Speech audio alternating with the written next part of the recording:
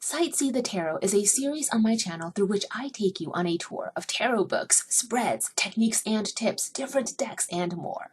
My good friend Jenna Matlin is a well-known name among tarot business professionals. This year in 2019, she launched the sequel to Have Tarot Will Travel, which released back in 2016. This latest book from Matlin, Have Tarot Will Party, is an invaluable resource where this Queen of Wands pretty much discloses all of her pro-tarot secrets. It's kind of amazing. Have Tarot Will Travel and Have Tarot Will Party together are like your tarot business coach. Today, we'll be working through Matlin's guide on choreographing your reading sessions as a professional tarot reader, and specifically, let's cover the choreography of a 5-minute party reading. When you're a pro tarot reader, Matlin advises, you want to design and choreograph defined types of public or party reading sessions, like a 5-minute reading, a 10-minute, 15-minute, 20-minute delivery, and so on. If you create what Matlin calls a screenplay of what is going to happen step by step and how long each step should take you, you are much more likely to stay within the time constraints and not go over or go under. The catch is, even though you're choreographing these defined types of readings ahead of time, they should never feel choreographed. You can't just follow some script. You have to be observant and rapport with the querent so you can adjust accordingly, organically to the querent.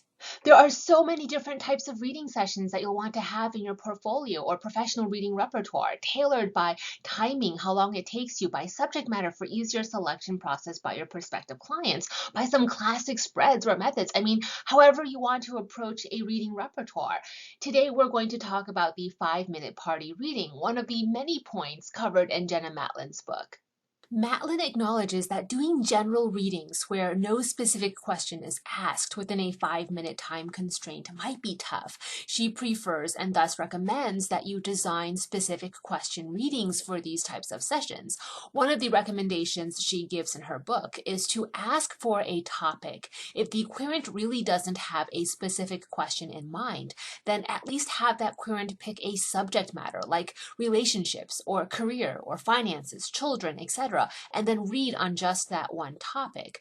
Matlin will then shuffle the cards and read from the top of the deck, often up to 5 cards in a narrative with no specific positional meanings, and then just go from there. So that's the advice we're going to take today and design our 5-minute reading session screenplay. Let's talk about the chronology of your reading sequence. For your reading session screenplay, Matlin recommends that you start by designing an introduction sequence.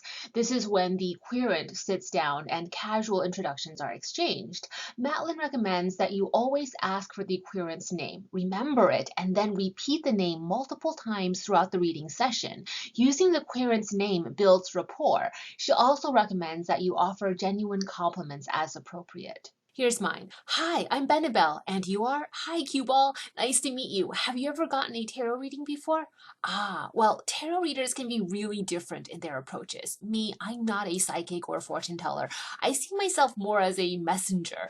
I dial into something beyond, and I just relay back to you whatever messages are intended for you at this time. How does that sound? Shall we get started? Second, think about your question sequence. Ask whether the querent has a specific question in mind. Matlin warns that a lot of time can be lost here if the querent doesn't really have a specific question or isn't quite sure how to phrase it.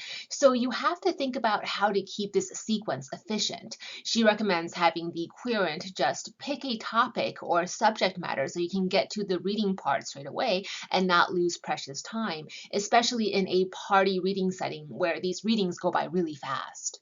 Okay, Q-Ball, you ready? No need to tell me your question just yet, but if I'm way off base from what you want to know about today, don't be afraid to tell me and I'll just get to the point and answer your question directly. You're in charge here. Okay, I've cut the deck into 4 piles to represent the 4 quadrants of the human condition. This is the element fire for your career questions, creative projects, and your professional path. This is the element water for love, relationships, family, domestic affairs, business, children, and home. This is the element air. For any specific challenges you need to address right now, conflicts, man versus man, man versus his environment, maybe the society you're part of right now, or man versus himself, some kind of battle you have to face, legal matters, for example. This is the element earth for personal economics, money matters, property, anything related to your assets and liabilities, your material resources, debts. So pick the card pile based on the subject matter you want me to read about right now. Ah, I see. Okay, yes, sure, of course. Sorry about that. This is what I mean, folks, about being observant and tuned in to your querent. You have to be accommodating to their needs. Okay, got it. The element earth, money, finances, property, assets and liability, your material resources. The third step is to determine the shuffle sequence. Decide how you want to shuffle. Only you shuffle, or will you let the querent touch your cards? Curiously, the shuffle sequence is an important yet oft overlooked step in the reading session. A lot is happening in the querent's mind during the shuffle sequence, and this is the time when connection between the querent, the tarot reader, and the cosmos is made. How accurate the reading will be, how much rapport there will be between reader and querent is determined during the shuffle sequence. Fourth, and certainly the most important, the reading sequence. You have to practice nailing your timing here. We all know the tendency to ramble. Well, if you're doing a 5-minute reading, you don't have any time to ramble. Choreographing the reading sequence is about mastering a kick-ass reading within the time constraints that you've got. Quick recall of card knowledge, knowing yourself well enough to deliver those intuitive hits, and mastery over retrieving psychic knowledge are paramount here. I turn the cards over, and here's the thing. For a 5-minute reading, I'm not going to talk about which cards were drawn. So there's no, this is the Two of Cups, or this is the Ace of Pentacles, which typically means, like, in 5 minutes, I don't realistically have the time for that, nor do I think any querent at a party with a scotch in hand gives a shit. That means I scan the row of cards, and I have to interpret it in plain English. No tarot jargon.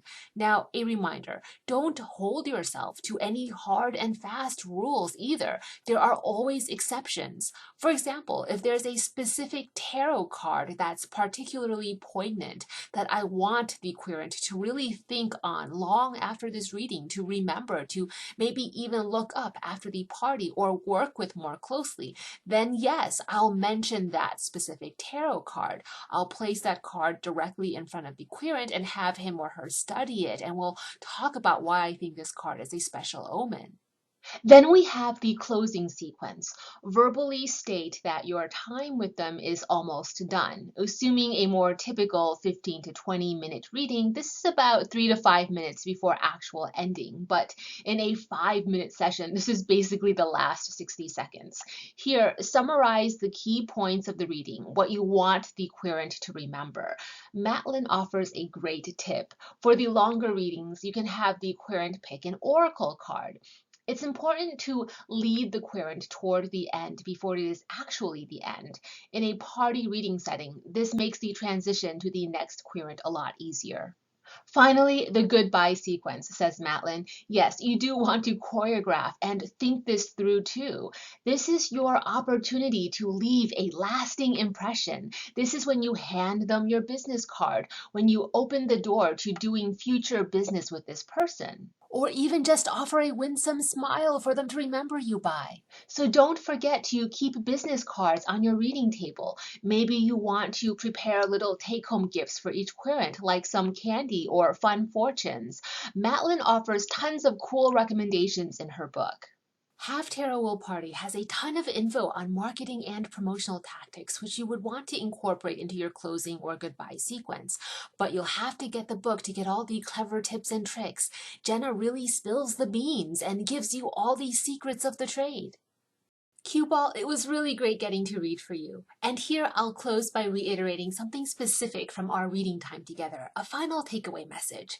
Have Tarot Will Party is a comprehensive tarot business resource for anyone looking to create a home-based tarot business, side hustle, become a full-time professional tarot reader, both online and in person, the way Jenna Matlin is, or if you're looking to earn extra retirement income. This veteran tarot professional with more than 24 years years of reading experience under her belt, will share with you all her rookie mistakes so you don't make them. She divulges all the best secrets so you hit the professional tarot ground running.